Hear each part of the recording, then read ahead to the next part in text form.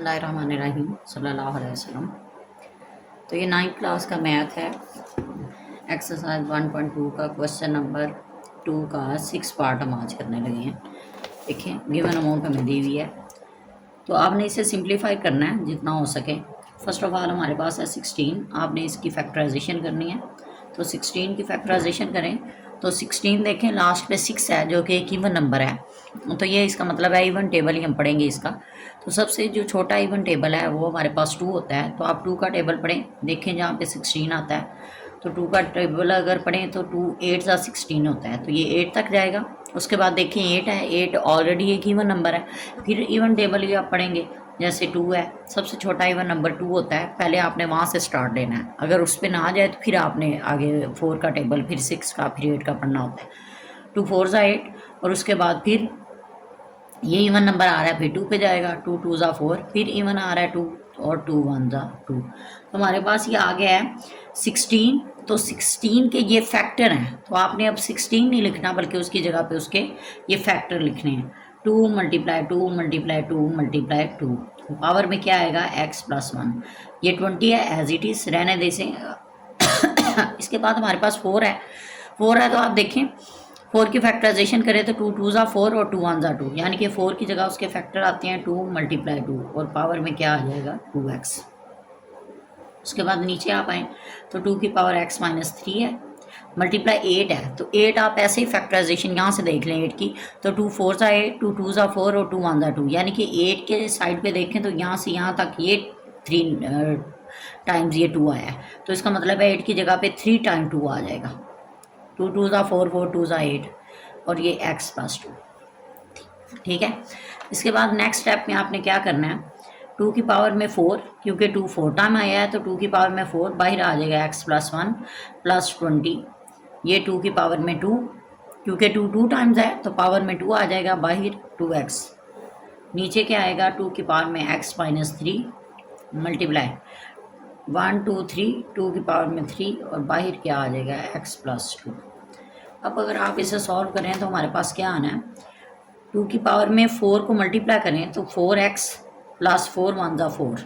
अगर आपके पास 2 नंबर हैं इस तरीके से, पावर एक अंदर है एक बाहर, ब्रैकेट के एक अंदर है एक बाहर, तो जब आप उन्हें मल्टीप्लाई करते हो तो पावर मल्टीप्लाई हो जाती है mn इस तरीके से। तो ऐसे ये 4 है तो इसको आप मल्टीप्लाई करें x से तो 4x आ जाएगा, जब 4 को 1 से मल्टीप्लाई करेंगे तो हमारे पास क्या आ जाएगा 4। उसके बाद ये 20, अब 2 ऐसे ही है, 2 की पावर में भी देखें ये 2 है, ये 2x है, इन्हें मल्टीप्लाई करें तो 2 2 ज़ा 4x, तो 2 की पावर में क्या आ जाएगा 4x। ब्रैकेट लगाएं ना लगाएं कोई फ़र्क नहीं पड़ता। 2 की पावर x - 3 मल्टीप्लाई 2 की पावर क्या आएगा, इसे मल्टीप्लाई करेंगे तो 3 को x से किया तो 3x, जब 3 को आपने इस 2 से मल्टीप्लाई किया 3 2 ज़ा 6 आ गया। अब देखें हमारे पास क्या आया है, इसमें से आपने 2 की पावर 4x अलग कर दें और 2 की पावर 4 अलग कर दें, +20, और ये आ गया 2 की पावर 4x। नीचे अगर आप देखें तो आपके पास बेस सेम आ रही है। अगर आपके पास 2 नंबर हैं जो कि आपस में क्या हो रहे हैं मल्टीप्लाई, और उनकी बेस सेम हो, तो जब आप उन्हें सॉल्व करते हैं तो बेस अकेली आ जाती है और ऊपर वाली जो पावर है वो क्या होती है ऐड होती है। तो अब ये करें तो 2 की पावर x - 3 प्लस, अब ये बेस जो 2 थी वो हमने अकेली कर दी, जो ऊपर वाली पावर है पहले वाली पावर लिखी है x - 3, और फिर जो दूसरी पावर आपने लिखना है उससे पहले प्लस लगाना है, क्योंकि पावर क्या होती है प्लस होती है, ऐड होती है। तो ये आ गया 3x + 6, ठीक है। ये आपने एज इट इज़ लिखना है। 2 की पावर क्या आ जाएगा 4x, और 2 की पावर 4, और हमारे पास आ जाएगा 20 × 2 की पावर 4x, और नीचे क्या आ जाएगा, इन्हें आप सॉल्व करें अगर तो देखें 3x ये है और 1x ये है, इस x के साथ कुछ भी नहीं है तो इसका मतलब है इसका कोएफिशिएंट 1 है, इसके साथ कोई साइन भी नहीं है, यानी कि कोई अलामत नहीं, तो इसके साथ प्लस का साइन है, प्लस की अलामत है। जब आप इन्हें हल करें तो +3x और +1x,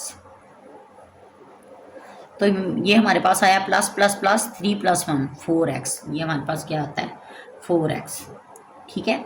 इसके बाद हम अब देखें ये दोनों अमाउंट ऐसी हैं जिनके साथ x नहीं है, तो इन्हें आप आपस में सॉल्व करेंगे तो ये प्लस का 6 है, ये माइनस का 3 है, प्लस माइनस माइनस 6 में से 3 बाकी क्या आ जाएगा हमारे पास 3, और वो प्लस का आएगा क्यों, क्योंकि 6 और 3 में से बड़ा 6 है और उसके साथ प्लस का साइन है। आपने अलामत वो लगानी होती है जो इनमें से बड़ी रकम के साथ हो, तो 3 और 6 में से बड़ी 6 है यानी कि 6 बढ़िया है और उसके साथ कौन सा साइन है, प्लस का, तो आपने यहाँ पे क्या लगाना है, प्लस। अच्छा, इसके बाद आपने क्या करना है, जो ऊपर वाले ये अमाउंट उसे ऐसे लिख देना है, 2⁴x into 2⁴ plus 20 into 2⁴x, और नीचे हमारे पास क्या आ गया, 2⁴x अलग कर दें आप और 2⁵ अलग कर दें। अब देखें आप, ये वाली एक रकम है और प्लस के बाद ये दूसरी रकम है।